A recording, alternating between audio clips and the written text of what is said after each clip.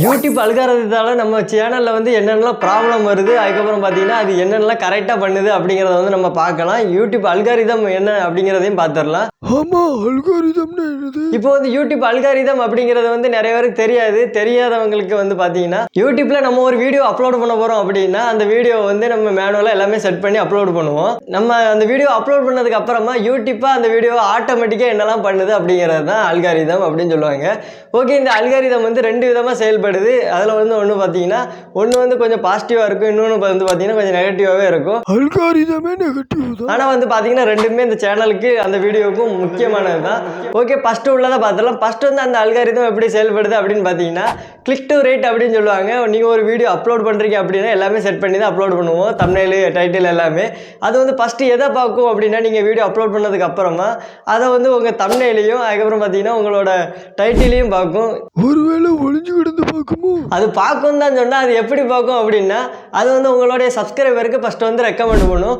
அதே இது நீங்கள் வந்து பார்த்தீங்கன்னா நியூ சேனல் ஆரம்பிச்சிருக்கீங்க அப்படின்னா அது வந்து உங்களுக்கு சும்மா ரேண்டமாக ஆடியன்ஸுக்கு அது வந்து சஜஸ்ட் பண்ணும். அப்படியே அவங்க வீடியோ அனுப்பும்போது பார்த்தீங்கன்னா அதில் வந்து எத்தனை பேர் உங்களோட டைட்டிலையும் தம்ப்நெயிலையும் பார்த்து அதை வந்து கிளிக் பண்ணுறாங்க அப்படிங்கிறத அதை நோட் பண்ணும். அதில் வந்து நிறைய பேர் கிளிக் பண்ணாங்க அப்படின்னா உங்கள் வீடியோ வந்து அடுத்த கட்டத்துக்கு போகும். இல்லை அப்படின்னா அதுலேயே சோழி முடிஞ்சிடும். அதெல்லாம் கிளிக் பண்ணுவாங்க.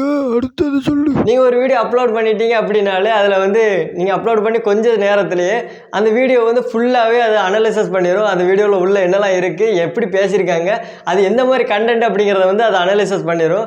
பண்ணிவிட்டு பார்த்தீங்கன்னா அதுக்கு ஏற்றாப்புல ஆடியன்ஸுக்கு வந்து அதை வந்து ரெக்கமெண்ட் பண்ணும். மூணாவது ஒன்று ரகசியமாக இருக்குது. அது என்னது அப்படின்னு பார்த்தீங்கன்னா மூணாவது வந்து அவங்க வீடியோ அப்படியே அது ஃபுல்லாக அனலிசஸ் பண்ணும்போது அது எந்த மாதிரி கண்டென்ட்டுங்கிறத அனலிசஸ் பண்ணும்போது அது வந்து 18+ கண்டென்ட்டாக இல்லைன்னா நார்மல் கண்டென்ட்டாக அப்படிங்கிறதே அனலிசஸ் பண்ணும்.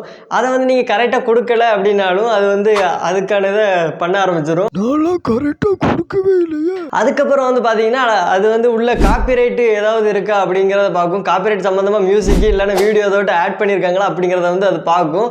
அது பார்த்துட்டு என்ன பண்ணும் அப்படின்னு பார்த்தீங்கன்னா அது காப்பிரைட் இருந்துச்சுன்னா காப்பிரைட்டு அப்படிங்கிறத வந்து மென்ஷன் பண்ணி விட்ருவோம் உங்களுக்கு. இல்லைனா அது வந்து 18+ இருந்துச்சு அப்படின்னா ஏஜ் ரியாக்ஷன் அப்படிங்கிறத மென்ஷன் பண்ணி விட்ருவோம். அது வந்து நம்மளுக்கு நல்லதா கெட்டதா அப்படின்னு பார்த்தீங்கன்னா ஒரு விதத்தில் நல்லது அப்படின்னு சொல்லலாம். ஏன்னா காப்பிரைட் விழுந்துச்சு அப்படின்னா அதை பற்றி தெரிஞ்சிருக்கும் அப்படின்னு நினைக்கிறேன். வீடியோ போடலான்னு வந்து அந்த காப்பிரைட் சொல்ல தாங்க முடியலப்போ. அது வந்து ஒரு விதத்தில் நல்லது, இன்னொரு விதத்தில் கெட்டது அப்படின்னே சொல்லலாம். இருந்தாலுமே பார்த்தீங்கன்னா இப்போ காப்பிரைட்டு விழாமல் தடுக்கிறது தான் முக்கியமானது. காப்பிரைட்டுக்கெல்லாம் பயந்தா வீடியோ போட முடியுமா? சரி, நீங்கள் சொல்கிற மாதிரியே வரலாம். காப்பிரைட் விழுந்துட்டு அப்படின்னா அது என்ன பண்ணணும்னா காப்பிரைட் விழுந்த உடனே உங்கள் வீடியோ வந்து அப்படியே ஸ்டாப் பண்ணிடும். ஸ்டாப் பண்ணுறதுனா ரொம்ப வியூஸ் போய்கிட்டு இருந்த இடத்துல டப்புன்னு பார்த்தீங்கன்னா உங்கள் வீடியோ வியூஸே போகாமல் ஸ்டாப் ஆயிரும். ஸ்டாப் ஆகி ஒரு வியூஸ் 2 வியூஸ் அந்த மாதிரி போய்கிட்டு இருக்கும். அதுக்கப்புறம் நீங்களே ஆட்டோமேட்டிக்காக அந்த காப்பிரைட்டை ரிமூவ் பண்ணி விட்டதுக்கப்புறம் உங்கள் வீடியோ வந்து கொஞ்சம் கொஞ்சமாக புஷ் பண்ணி கொண்டு போகும்.